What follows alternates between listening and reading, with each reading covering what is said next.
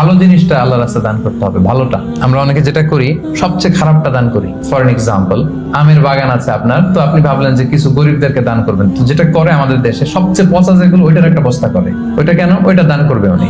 এরপর ধরেন রিক্সা থেকে নামছেন, হঠাৎ একজন ভিক্ষুক ফরিয়া দিয়ে এসে হাত পাতলো।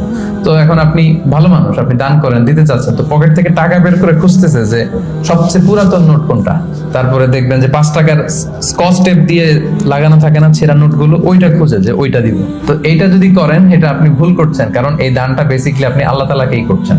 কিয়ামতের দিন আল্লাহ বলবে, আমারে তুমি খাবার দিলা না, আমাকে পোশাক দিলা না, আমাকে সাহায্য করলা না। বনি আদম বলবে, আল্লাহ বলেন কি? আপনি খাবার চাইলে তো সারা দুনিয়ার সব দামি দামি খাবারের বস্তা আপনার কাছে এনে দিতাম, আপনি পোশাক চাইলে তো আমারটাই খুলে দিতাম।